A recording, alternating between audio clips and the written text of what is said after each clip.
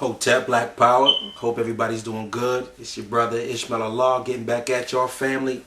Just got some time between classes, and I wanted to break down for you right quick the misconceived notion and the misinformation that the term black is a modern and a contemporary term. First of all, welcome to the rest of my home. All y'all usually see is my computer room.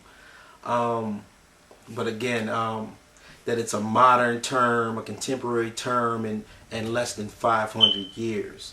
That's just blatant misinformation and false information. Now, I want for people to really try to put things in the proper context, because a lot of the history that goes out across the media and the internet, etc., a lot of people get it twisted. What happens is, if you look at maybe the way that universities are normally set up, or just in life in general, use this analogy. Lawyers are not necessarily astute historians. They're proficient at the law. Hence, if you hear someone that is proficient in one aspect of Moorish history, that does not mean that that person that he or she teaching, that they're proficient in any way in giving you accurate information about history. So again, the same way you wouldn't expect for your lawyer to be able to break down the chronological order of the origins of human beings, the origins of Africa, etc., etc., don't expect for somebody who's proficient in an aspect of the law to be able to give you a valid history or to take it as the gospel. Again, make sure that you're studying for yourself. Don't take anyone's word for it. Don't take my word for it. Don't take anyone who's standing before you, because what happens is you get sucked in all the way. They'll give you that disclaimer not to throw out the baby with the bathwater stuff, but then they feed you such misinformation, it can end up poisoning you once you realize that the truth is put before you. And then once you're able to look at the truth, then you're able to say, well, the rest of that stuff must have been bullshit too. That's not necessarily true, but what happens is the people that give you the misinformation, they're so arrogant in their mindset, or so trapped in their ways of ignorance, that you can't penetrate. Even if you came to them with the truth, they will still go down kicking and screaming, denying the fact that Mu is a myth, black is an ancient term, not a modern contemporary term, 500 years old, and many other aspects of fatal flaws, the slave trade. So that's what I do. I blew up the myth of the slave trade, gave you the truth on that. I blew up the myth of Mu and Lemuria. That was bullshit. That was already revealed to you. And now we're going to deal with the myth of Africa being a term, a modern term, when in actuality it's an ancient term that we called ourselves. I'm black. I understand that I'm black. I understand where Black or Moor comes from. I understand where Moorish history comes from. But all in the essence, I'm African and I'm black. Now, someone who wants to try to convince you that you're a white man and they're not African and you're not African, that's between you and your conscience and your ancestors and how far you want to take it. It's my job to give you the truth. Now, whether you are receptive to it or not, that's on you. So let's go ahead and let's break it down. I took a couple notes so that we can break down not only a chronological order, but to make it clear that we were defining ourselves as black and we were described as black as well for well over 500 years.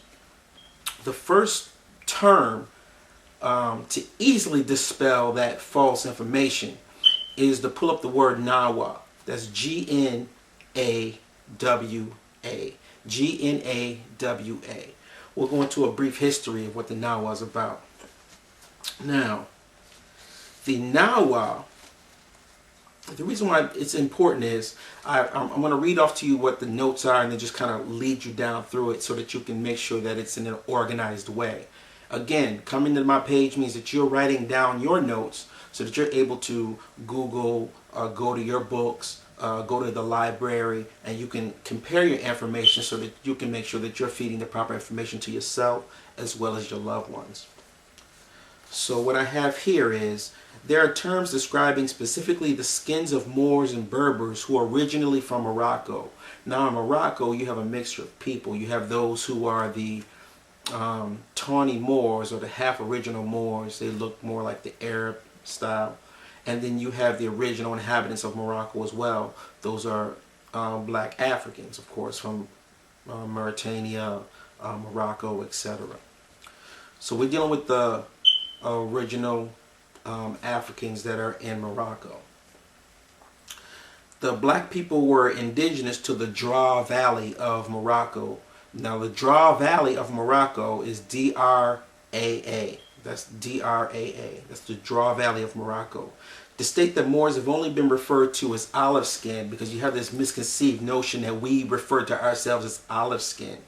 That's a fallacy. And the reason why that's false is because the term olive, break this down. The term olive is pertaining to people that were lighter skinned. If you're lighter skinned and you're from the Mediterranean region, then you would start to identify who's olive and who's not.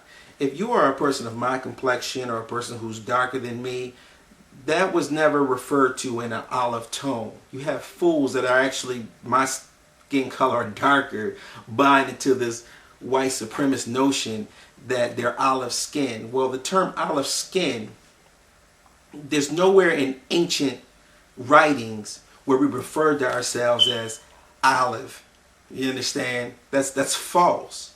So what happens is the people of the Mediterranean, Italy, Greece, different parts of northern Africa, to differentiate one from the other, of the lighter hues, then they started to use those terms as olives. But olive's tone and olive skin was never referred to as in the darker people.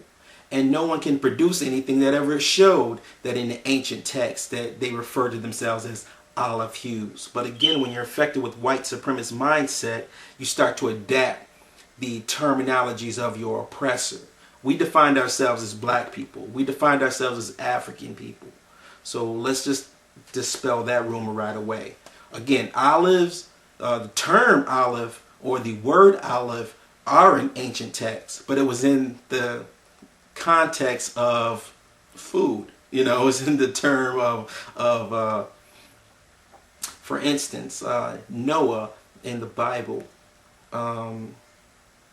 when the flood had came and when the flood was over, it states that in order to find out if the floods had subsided or not, that he put a dove, he had a dove, and sent the dove off the ark, and the ark came back with the branch, an olive branch. Hence, you have the term to offer someone an olive branch. It means that it was peace outside of the ark. It was safe to get off of the ark then. So when someone offers you an olive branch, that's where that comes from. So we had the term olive in the ancient use, but it was never referred to as a skin tone. Again, that's the manipulation that these house Negro Moors, etc., that they buy into in order to convince you that black is something that is referring to death. And they will use all these other terminologies in order to describe themselves. So that's just an example. Okay. Some Moors in America teach that the word black describing original people is only 500 years old.